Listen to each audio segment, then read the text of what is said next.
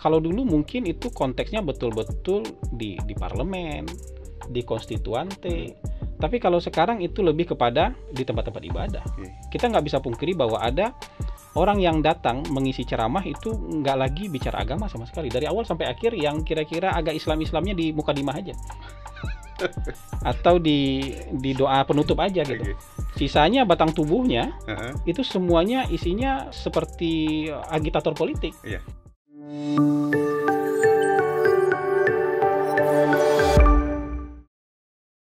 Assalamualaikum warahmatullahi wabarakatuh.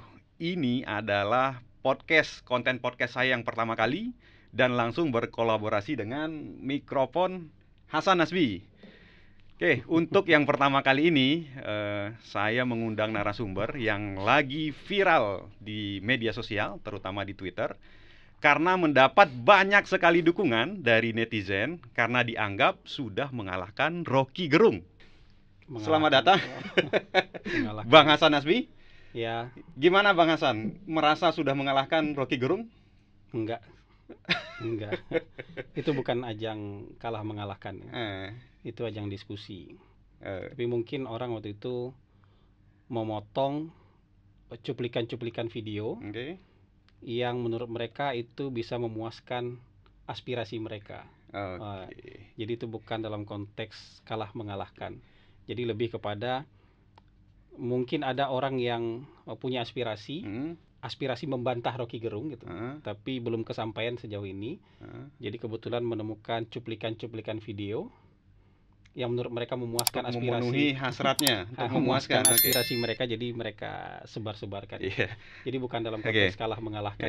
Berarti sebenarnya di dalam diskusi tersebut tidak ada menang atau kalah ya. Kan nggak ada jurinya memang. Nah, memang ada beberapa kelompok orang atau sejumlah orang yang merasa terpuaskan dengan statement-statement Bang Hasan ketika diskusi tersebut. Ya, walaupun statement itu tidak ditujukan untuk memuaskan mereka, tapi lebih kepada untuk menjelaskan aja apa yang terjadi. Nah, ini yang menarik sebelum kita masuk ke topik inti dari diskusi, terkait adab diskusi, Bang. Terkait teknik diskusi dari seorang Rocky Gerung. Dia kan kalau kita lihat suka nyerobot, motong, nyalip gitu ya. Apakah Bang Hasan terganggu? Ya, sebenarnya terganggu, tapi kan kita tidak boleh terpengaruh emosi gara-gara apapun yang dilakukan oleh lawan bicara kita. Jadi kalau saya dulu lomba-lomba debat waktu SMA, salah satu yang diajarkan adalah kita fokus kepada apa yang mau kita sampaikan. Jadi meminimalisir sedikit mungkin pengaruh dari lingkungan luar termasuk lawan bicara terhadap apa yang mau kita sampaikan. Tapi memang yang membuat agak sedih, itu kita bicara itu hal-hal yang besar loh. Kita bicara soal negara, kita bicara soal demokrasi, kita bicara soal kemanusiaan. Tapi kayaknya itu ketinggian buat kita. Loh, kenapa? Itu ketinggian buat kita karena kita itu belum lulus sebagai manusia untuk hal-hal yang mendasar. Contohnya adab diskusi. Kita belum bisa memberikan orang lain kesempatan bicara yang layak dan proper. Jadi kalau untuk hal-hal itu saja kita belum lulus, kayaknya ketinggian kalau kita bicara soal-soal lain. Bicara soal negara, demokrasi, dan kemanusiaan gitu. Itu buat kita semua ya, bukan ditujukan untuk satu orang saja. Itu nasihat ya, nasihat dalam berdiskusi. Ternyata ada standar-standar adab yang mungkin kita semua perlu dibenahi sebelum kita bicara hal-hal yang lebih besar. Oke Bang, itu sebagai pengantar saja. Ini ada beberapa pertanyaan inti ya. Di kesempatan ini saya akan coba mempertajam statement-statement dari seorang Hasan Nasbi pada saat diskusi dengan Rocky Gerung di sebuah televisi tempo hari. Oke Bang Hasan, pertanyaan pertama. Rocky Gerung lebih berbahaya dari Snoop Hurgonye. Snoop Hurgonye itu jelas dia memanfaatkan keilmuannya, pemahamannya ya terhadap Islam dan budaya-budaya orang Islam untuk mengalahkan orang-orang Aceh dalam sebuah perperangan. Untuk kepentingan kolonial. Penjajah. Seorang Rocky Gerung apa bahayanya? Ya, pertama kan sebenarnya bukan menyatakan Rocky Gerung berbahaya, tapi menyatakan Rocky Gerung lebih hebat dibandingkan Snokogronye. Dan mungkin saja lebih berbahaya. Ya, karena dia lebih hebat, sangat mungkin dia lebih berbahaya. Jadi itu sebenarnya hipotesis lanjutan.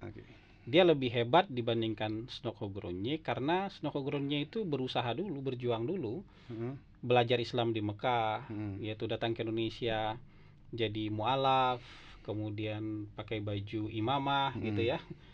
Baru kemudian dipercaya jadi rujukan orang Islam Indonesia maupun rujukan orang Islam Aceh pada saat itu.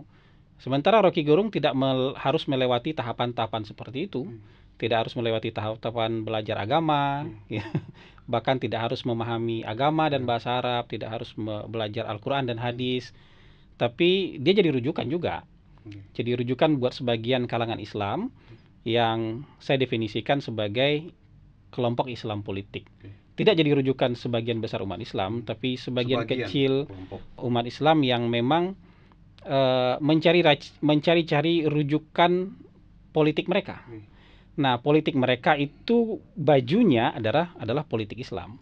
Nah, anehnya rujukannya adalah Rocky Gerung. Jadi itu jadi pernyataan yang tegasnya adalah dia lebih hebat daripada Snokogronye. Konsekuensinya adalah kalau dia lebih hebat dari Snokogronye, bisa jadi dia lebih berbahaya daripada Snokogronye. Gitu. Jadi premis pertamanya adalah karena dia lebih hebat dari Snokogronye, bisa jadi dia lebih berbahaya dari Snokogronye. Kalau mau bicara bahaya, itu bukan dalam konteks membandingkan dengan Snokogronye. Sebenarnya kan politik itu harus dibedah dan dianalisis dengan pisau yang tepat. Tidak boleh dipotong dengan sembarangan alat potong. Tidak boleh dibedah dengan sembarangan pisau. Nah, harusnya yang membedah kondisi politik, yang menjadi pengamat politik itu adalah orang-orang yang punya keilmuan dan punya disiplin ilmu politik. Sehingga pendekatan-pendekatannya dalam membahas fenomena politik, kejadian-kejadian politik itu juga proper. Jadi kan ada berkembang kan pendekatan-pendekatan dalam ilmu politik. Nah, sebenarnya kalau ilmu kondisi politik, fenomena politik selalu dibahas dan dianalisis dari sisi orang yang tidak memahami disiplin ilmu politik, atau dibahas dari sisi filsafat misalnya, itu pasti tidak akan proper. Karena filsafat itu datang dari nilai-nilai, pakai nilai, filosofi yang tinggi-tinggi, tapi kadang-kadang lupa untuk menurunkannya ke level teknis. Teorinya ada, prinsip moralnya ada, nilainya ada, tapi di level teknis mungkin tidak bisa dilaksanakan. Jadi itu kayak kalau memotong cheesecake itu dengan alat potong sapu jagat kayak kampak gitu. Kan harusnya dipotong dengan pisau khusus cheesecake sehingga bentuknya benar dan bisa dimakan. Kalau misalnya dipotong politik itu dipotong dengan dianalisis dengan pisau bedah filsafat, itu kayak cheesecake dipotong dengan kampak. Cheesecake-nya sih kepotong, cuman bentuknya kan tidak beraturan. Nggak bisa kita lihat lagi yang benar gitu. Selera makan kita juga hilang gitu loh. Dan hanya orang-orang yang mati rasa dan mati akal budi yang masih mau makan cheesecake yang dipotong pakai kampak gitu. Nah, ini Bang Hasan. Pertanyaan selanjutnya, walaupun analisisnya tadi seperti yang Bang Hasan sampaikan, tapi kenyataannya, fenomenanya, seorang ahli filsafat atau yang ahli bukan dalam politik itu sangat sering diundang untuk berdiskusi di kegiatan, di diskusi politik gitu. Apakah Indonesia sudah kehabisan pakar politik atau bagaimana sebenarnya? Indonesia memiliki banyak analis politik yang mumpuni, ya, dan punya disiplin ilmu politik. Pendekatan mereka pun pendekatan yang paling kontemporer lah, sehingga lebih menyeluruh melihat kondisi politik Indonesia. Ini kan kita perlu posisi epistemologis yang tepat gitu loh. Cara mendapatkan pengetahuan, cara menganalisis keadaan kan dengan pisau, dengan alat yang tepat. Bukan dengan alat sapu jagat gitu loh. Alat sapu jagat tuh mungkin sampai level kulitnya masih bisa lah, tapi sisi berikutnya kita nggak bisa teruskan lagi yang seperti itu. Kayak misalnya begini contoh, bahwa secara nilai ide memperpendek masa jabatan itu bisa bawa untuk mengurangi despotisme, untuk mengurangi korup, itu bisa diterima. Tapi ide memperpendek masa jabatan itu kan harus diturunkan ke level teknis. Bagaimana caranya? Caranya kan bisa dengan menggulingkan atau bisa dengan mengubah undang-undang. ya kan? Ada dua cara. Ya, kalau setidaknya ada dua iya, cara. kalau dengan menggulingkan negara kita mungkin akan terjebak dalam siklus menggulingkan terus. Tidak baik buat bangsa kita. Presiden. Kalau misalnya dengan mengubah undang-undang, berarti Anda masuk dalam jebakan orang ingin memperpanjang masa jabatan karena muaranya sama-sama mengubah undang-undang. Kalau yang memperpanjang jabatan yang menang gimana? Iya. Jadi pikiran itu harus holistik. Jadi tidak hanya nilainya yang kita idealnya yang kita pikirkan, tapi teknis kan juga harus pikir. Jadi banyak sekali nilai-nilai ideal itu yang tidak bisa diaplikasikan di level teknis. Kenapa? Karena hari ini kita sudah punya konsensusnya. Konsensus 5 tahunan. Nah, itu yang disebut dengan kita nggak bisa belah itu dengan kampak gitu. Kita harus belah itu dengan pisau masing-masing. Ada pisau yang tepat untuk membelah ilmu politik itu sehingga bisa disajikan dengan baik, rapi, dan bisa dimakan di atas meja. Nah, ilmuwan politik di Indonesia yang punya kemampuan itu banyak sekali. Cuma mungkin ketika dibedah dengan pisau yang tepat, agitasinya nggak dapat. Provokasinya nggak dapat. Rating acaranya nggak dapat. Maka ini juga mungkin ya mungkin ini tantangan juga buat para ilmuwan-ilmuwan politik untuk mau rajin tampil dan mau memperbaiki bahasanya lebih komunikatif, menjual, sehingga bisa dimengerti oleh khalayak banyak, sehingga bisa menarik buat khalayak banyak. Kan orang mengerti itu kadang-kadang juga diawali dengan tertarik dulu melihat. Kalau analisisnya menarik ya sudah, kita nonton ini gitu. Kalau analisisnya kaku dan nggak menarik, nah jadi koreksi buat dua-dua lah. Kalau nggak nanti ya orang-orang yang tidak punya disiplin ilmu politik yang membahas kondisi politik kita gitu. Oke, Bang. Nah, nanti mungkin terkait periode presiden, terkait undang-undang kita bisa bahas di podcast berikutnya ya. Nah, ini statement Bang Hasan yang berikut ya di dalam diskusi bersama Rocky Gerung di sebuah televisi tersebut. Bang Hasan menyatakan bahwa ada sekelompok orang ya, sekelompok orang yang mengatasnamakan agama datang ke masjid sengaja untuk mendengarkan ceramah politik atau agitasi politik. Ya. Lalu setelah mendengarkan ceramah, dia menjadi pemarah, emosi, lalu meluapkan dengan cara yang tidak benar. Ini maksudnya gimana, Bang? Ya itu kan sebenarnya fakta saja, dan secara common sense juga orang bisa rasakan itu. Secara ya perasaan umum aja orang bisa melihat itu. Apalagi dengan sekarang ada media sosial juga orang bisa melihat bahwa kondisi itu ada. Kan harus kita akui bahwa libido Islam politik itu bukan hanya muncul hari ini. Jadi dari jauh-jauh hari itu ketika pendirian bangsa juga sudah seperti yang ingin membungkus negara ini dengan baju politik Islam itu kan selalu ada. Nah, tapi sekarang kalau dulu mungkin itu konteksnya betul-betul di parlemen, di konstituante. Tapi kalau sekarang itu lebih kepada di tempat-tempat ibadah, di tempat-tempat kita nggak bisa pungkiri bahwa ada orang yang datang mengisi ceramah itu nggak lagi bicara agama sama sekali dari awal sampai akhir, yang kira-kira agak Islamnya di mukadimah aja atau di doa penutup aja gitu. Sisanya batang tubuhnya itu semuanya isinya seperti agitator politik. Bahkan dengan cara pandang yang nggak benar, bahkan mungkin dengan informasi yang salah, mungkin dengan sumber-sumber informasi yang sebenarnya hoax, tapi itu dipakai untuk membakar emosi umat. Jadi umat itu begitu pulang bukannya dapat pencerahan, ketenangan batin, bukannya merasa lebih dekat dengan sang pencipta, merasa lebih religius, tapi merasa lebih jadi pemarah, merasa jadi lebih emosional, merasa benci sama dunia. Di luarnya karena merasa mereka sedang diinjak-injak, mereka sedang dizolimi, atau mereka sedang mendapatkan sebuah tipu daya dari pemerintah kah, dari kelompok apakah, segala macam. Jadi ya memang ini kenyataan, tidak berlaku di seluruhnya, makanya kita kategorikan namanya kelompok Islam politik. Dia mengidentifikasikannya sebagai orang yang paling religius dan beragama, tapi omongannya nggak ada omongan agama, omongannya omongan politik gitu. Nah, terkait konsensus tadi, Bang. Tadi kan konsensus sudah disepakati di saat negara ini berdiri ya. Konsensus kita ya Pancasila, kita bernegara sesuai dengan Pancasila. Kita bukan negara agama. Tapi kebebasan beragama dijamin gitu kan. Nah, terkait dakwah yang sudah bercampur dengan agitasi-agitasi. Tadi dakwah akan ada dakwah yang murni, yang tadi akidah, ibadah, syariat gitu kan. Ada yang sudah bercampur dengan agitasi. Sebenarnya dilarang nggak sih, Bang, di negara kita dengan konsensus Pancasila ini? Ya kan sebenarnya orang menyisipkan misalnya ketika misalnya belajar soal keadilan, kemudian ngasih contoh. Tapi ini ajaran keadilan dalam Islam seperti ini loh. Ini contoh buruk, ini contoh baik. Itu sebenarnya juga fair. Iya kan? Tapi kalau misalnya ya memang nggak belajar agama kan, cuman membakar emosi umat supaya orang marah gitu loh. Atau lebih kepada hasrat si penceramahnya ingin kebencian dia mau tularkan ke orang lain. Marahnya dia mau tularkan juga ke orang lain. Ini kan bukan proses dakwah. Kalau kayak gini lakukan itu di kantor partai politik. Ya kan? Kalau kayak gini lakukan itu di rapat-rapat terbuka. Ya kan? Kalau mau kayak gini lakukan itu dalam mimbar bebas demonstrasi gitu. Biar orang bisa mendudukan masalah bahwa ini masalah bangsa. Bukan masalah agama. Bukan masalah agama. Masalahnya ketika kita melabeli diri kita mengidentifikasikan diri kita bahwa kita adalah identitas Islam politik, entitas Islam politik. Begitu orang bertentangan argumennya dengan kita, dianggap melawan Islam nih orang.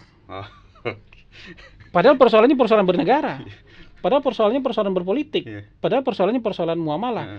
Ketika kita beda pendapat dengan dia, berarti dia penista agama. Ketika dia meledek pendirian kita, karena kita bagian dari entitas Islam politik, dia orang dengan gampang dianggap ini PKI, asing, penista agama. Karena berbeda pendirian dengan kita gitu loh. Jadi itu yang berbahayanya. Padahal ini harusnya jadi sesuatu yang menenangkan. Jadi nggak juga bisa bersembunyi dibandingkan ini ajaran agama saya begini. Lah kalau kita sudah konsensus beragama, berarti memang nggak semua ajaran agama bisa disampaikan secara bebas, secara terbuka. Kan ajaran agama misalnya potong tangan. Nggak bisa sekarang mencuri potong tangan. Nggak bisa kita sekarang dakwah. Pokoknya di Islam potong tangan. Nggak bisa berdakwah, Anda ditangkap nanti gitu. Karena hukum negara kita sudah disepakati begitu. Misalnya Islam tidak melarang misalnya nikah usia 12, 13 tahun. Tapi undang-undang kita mensyaratkan usia tertentu baru boleh. Nggak bisa kita mendakwahkan itu. Pokoknya di agama kita begini. Berarti ini menista agama. Nggak seperti itu. Jadi kan ada batasannya. Jadi ada kebebasan untuk menjalankan ibadah. Kebebasan untuk menjalankan syariat. Tapi kan pasti ada batasan bernegara. Selama nih orang lain nggak terganggu nih.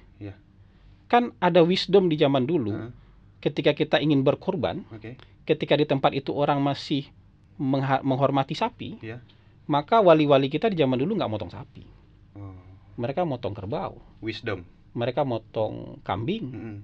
Jadi kebenaran dan cara itu, syariat dan cara itu kan juga harus menenggang perasaan orang lain. Gitu. Sama juga kalau ada orang lagi sholat berjamaah di masjid, rumah di sebelahnya muter musik dangdut kencang-kencang. Padahal dangdut boleh. Dangdutnya boleh, sholat juga boleh. Tapi yang musik dangdut ini tidak menghargai orang beragama nih. Orang lagi beribadah. Karena keberadaan orang beribadah tidak mengganggu musik dangdut, tapi musik dangdut yang keras ini mengganggu kekhusyuan orang beribadah. Yang harus diberhentikan musik dangdutnya. Gitu. Tapi beda ketika puasa. Bukan rumah makannya harus tutup, bukan orangnya harus berhenti makan. Karena ada orang yang harus tidak puasa. Jangan orang yang tidak puasa tidak mengganggu orang yang puasa. Kalau justru melarang-larang itu buka, restoran buka apa dan segala macam, justru itu orang puasa mengganggu orang yang tidak puasa. Jadi perlu didudukkan dengan cara berpikir yang benar.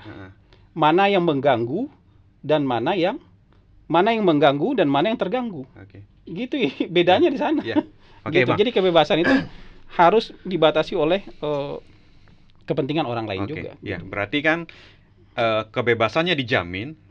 Tapi ada batasan juga untuk melaksanakan kebebasan. Oh iya dong, pasti harus ada salah batasan. Satunya adalah kebebasan kita dibatasi oleh kebebasan orang lain, kan gitu kan, sederhananya. Sudah seperti itu. Sekarang pertanyaannya, apakah sebenarnya Pancasila ini membatasi seorang pemuka agama atau dai-dai atau pemuka agama lain untuk menyampaikan ajaran agamanya, hukum agamanya? Misalkan, terkait hukum ini boleh disampaikan, tapi hukum ini tidak boleh disampaikan karena bertentangan dengan kearifan lokal, dengan budaya daerah setempat. Mungkin itu bukan soal bertentangan, tapi kan menyampaikan agama nggak bisa dengan ya pokoknya saya nggak mau tahu ini hukum agama saya mau terabas aja gitu. Makanya kalau yang seperti itu pasti menimbulkan gejolak. Jadi kebenaran dan cara itu juga harus nyambung. Karena kalau misalnya langsung menentang kearifan lokal, bertabrakan dengan kearifan lokal yang sudah dipegang beribu-ribu tahun, atau bahkan untuk sesuatu yang mereka nggak bisa ubah, itu pasti menimbulkan ketegangan. Misalnya ada keyakinan oleh kelompok tertentu nggak boleh perempuan jadi pemimpin. Ini saya nih. Ini keyakinan agama saya dan menurut saya ini ajaran agama. Tapi itu kan menyakiti perempuan-perempuan yang mau jadi pemimpin. Dia nggak bisa ubah identitas dia jadi perempuan. Dia nggak bisa ubah lah itu. Masa saya harus jadi laki-laki saya nggak diterima?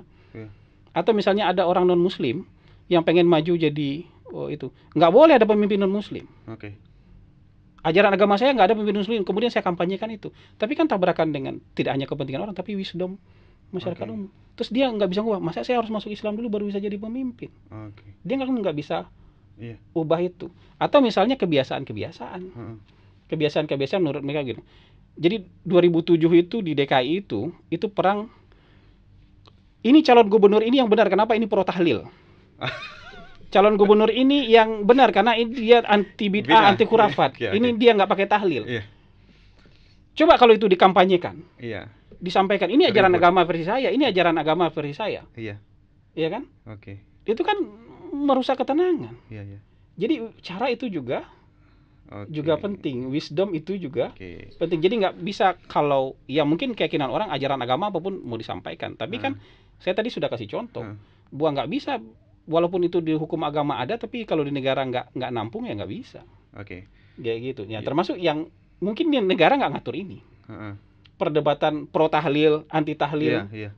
Ini bid'ah, ini anti bid'ah gitu misalnya, itu negara nggak mengatur itu, tapi ketika itu mengemuka, itu menjadi percikan-percikan kebencian.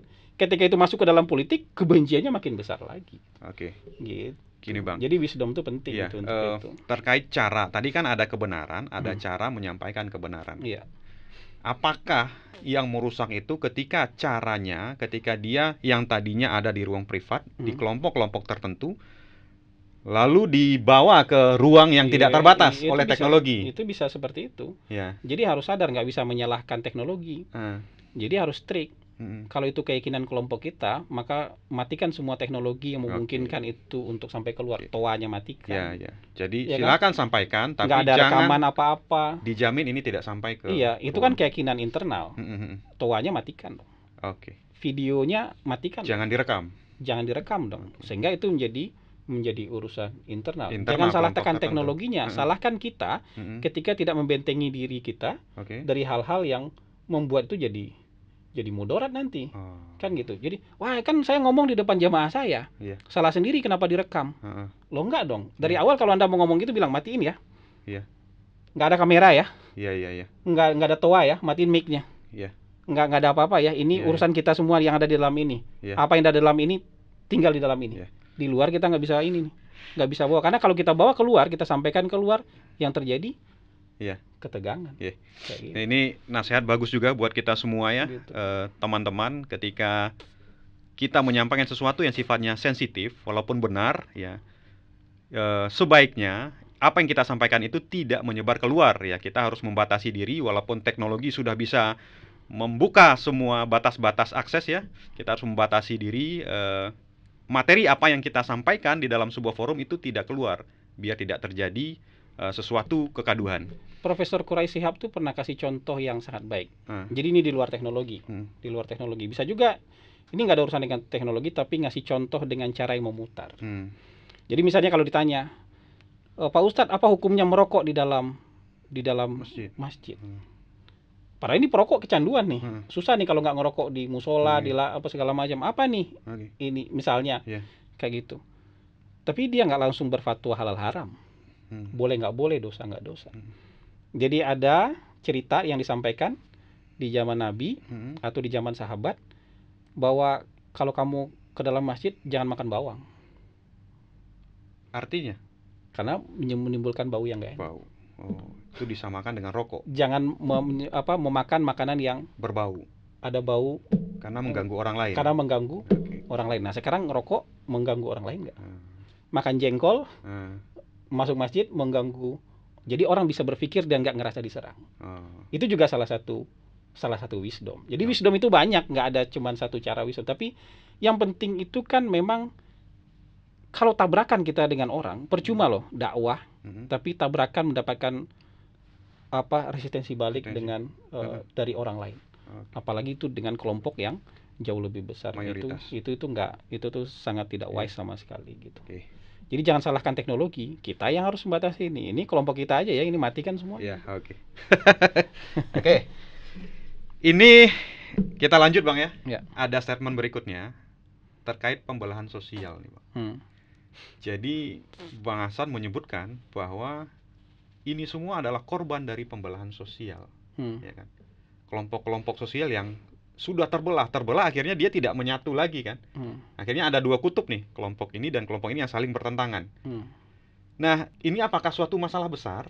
Nah, kalau iya bagaimana mengatasinya? Sebenarnya politik itu kan selalu membuat orang terbelah. Cuman level terbelah itu kan kadang-kadang kayak luka. Luka tapi kulitnya nyambung lagi. Oke. Ada orang itu nggak luka, kepotong. Oh, lepas. Atau lukanya menganga besar, ya nggak nyambung, cuman ya gitu udah nggak berfungsi lagi gitu. Tangannya kepotong udah 3/4 gitu, ya disambungin tapi udah nggak berfungsi lagi ya, disambung paksa gitu udah nggak berfungsi lagi. Kalau luka-luka dalam politik itu boleh lah. Luka nih, luka sembuh. Luka sembuh. Tapi kalau kebacok, bisa jadi nggak sembuh. Indonesia dalam kondisi mana? Nah, kan kita bahaya nih yang kayak gini-gini. Kita dalam sekadar kondisi luka dalam politik atau kita udah disintegrasi sosial. Udah pemisahan secara sosial. Udah selesai kompetisinya, masyarakatnya nggak gabung.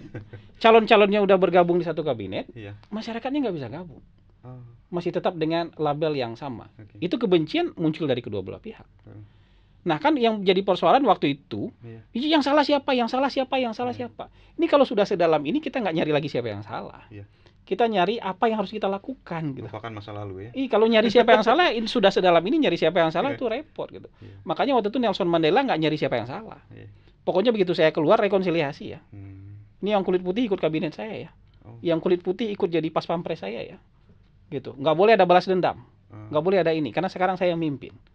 Gitu. Karena kalau saya mau cari-cari yang salah bisa aja saya cari yang salah siapa nih, saya hukum nih. Nggak ada yang dihukum. Kenapa? Saya maafkan karena saya rekonsiliasi. Saya jadi korbannya misalnya kayak gitu. Jadi memang Indonesia ini nanti ke depan itu perlu calon pemimpin yang levelnya di atas manusia biasa. Gitu. Jadi kalau misalnya yang kayak sekarang itu masih terlibat dalam pertarungan kebencian pribadi, kebencian primordial, kebencian individual, kebencian personal, itu kayaknya nggak akan bisa memimpin Indonesia dengan baik ke depan. Kenapa? Levelnya manusia biasa, manusiawi. Kebencian itu marah, benci pribadi, emosional terhadap orang-orang itu tuh ini nggak terima keberadaan orang lain itu manusiawi. Tapi kita butuh pemimpin yang levelnya di atas manusia biasa. Ini contoh aja nih. Saya tidak akan menanya siapakah sosok tersebut. Di atas manusia. Ya orangnya bisa kita cari sama-sama, tapi levelnya harus di atas itu.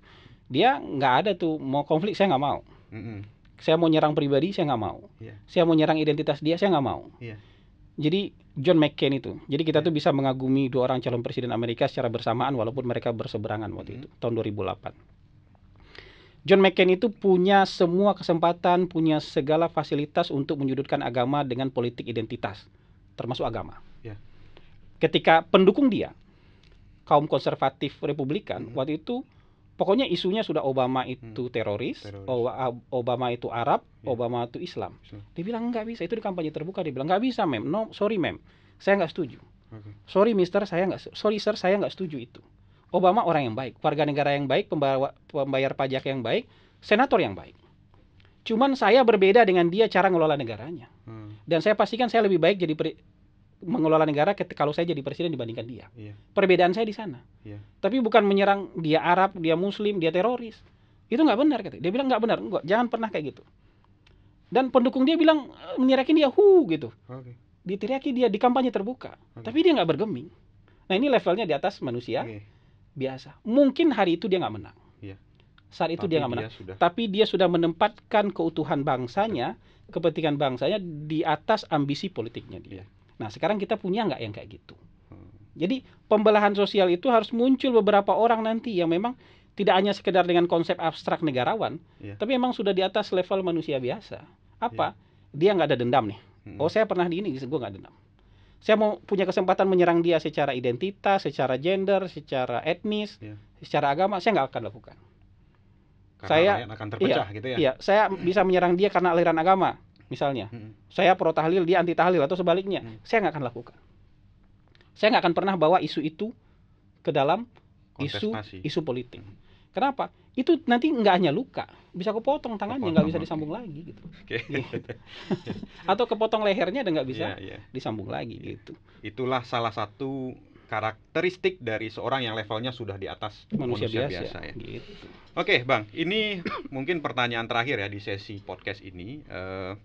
Tadi kan ada kelompok yang sudah terbelah. Tapi yang kita rasakan juga ada kelompok yang masih di tengah-tengah nih, Bang. Yang masih berusaha merajut, memposisikan diri di tengah-tengah. Tapi itu kan nggak populer.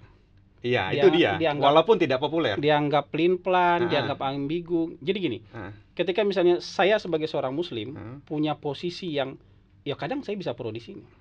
Kadang saya bisa pro di sebelah sini. Tidak ada muslim yang netral dan ambivalen. Muslim harus bersikap.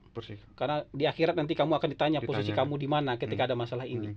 Itu nggak ada cerita netral katanya. Ya, ini bukan soal netral atau nggak netral, tapi kita bicara kebaikan bersama. Ini kan bukan kebaikan buat satu orang, dua orang.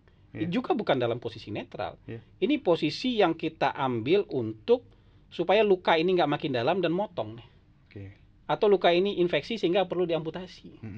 Kan kita nggak mau seperti itu. Kita mau luka ini sembuh. Ya, lukana lagi nanti ketika pasti akan ada luka lagi, tapi luka yang bisa sembuh, gitu. Itu kayak di mana, di Nusa Tenggara itu orang yang main perang tanding tapi pakai rotan kayu, main pukul-pukulan, main perang tanding kayak gitu, luka lebam tapi sembuh. Habis itu selesai. Tapi kalau perang tandingnya pakai golok mungkin salah satu mati. Gitu. Jadi bukan kayak gitu. Ini simbolnya tuh kayak gitu. Berantem berkelahi pakai kayu, pukul-pukulan pakai tameng, pukul-pukulan, lebam, luka mungkin segala macam. Tapi itu sembuh. Tapi jangan pakai golok gitu. Kalau pakai golok nggak akan sembuh. Gitu. Itu sama kayak atlet, karena saya suka MMA, nonton ya. Nonton MMA, itu para petarung itu bisa pelukan, bisa rangkulan setelah dia pukul-pukulan. Kayak gitu. Jadi kita saling hajar nih dalam politik. Tapi nggak akan sampai membunuh. Nggak akan sampai membenci. Setelah itu kita salaman lagi. Banyak pesan berharga dari penceramah kita. Terima kasih Bang Hasan atas kesempatannya. Ya, dari ini bagus nih buat pencitraan karena di hostnya berjenggot. Bagus buat pencitraan. Memang saya seperti ini ya. Kita lihat apakah podcast ini akan berlanjut, berkembang di topik-topik berikutnya. Ya, semoga saja. Sekali lagi terima kasih Bang Hasan atas kesempatannya. Ini saya pinjam ruangan. Ini akan tayang di 2 channel ya. Tayang 2 channel di saat yang bersamaan ya? Iya mungkin bergantian. Nggak tahu kita nanti siapa yang duluan. Nanti akan tayang di channel saya di FHB Studio dan di channelnya Mikrofon Hasan Nasbi. Oke, terima kasih. Sampai ketemu di podcast berikutnya. Assalamualaikum warahmatullahi wabarakatuh. Waalaikumsalam warahmatullahi wabarakatuh.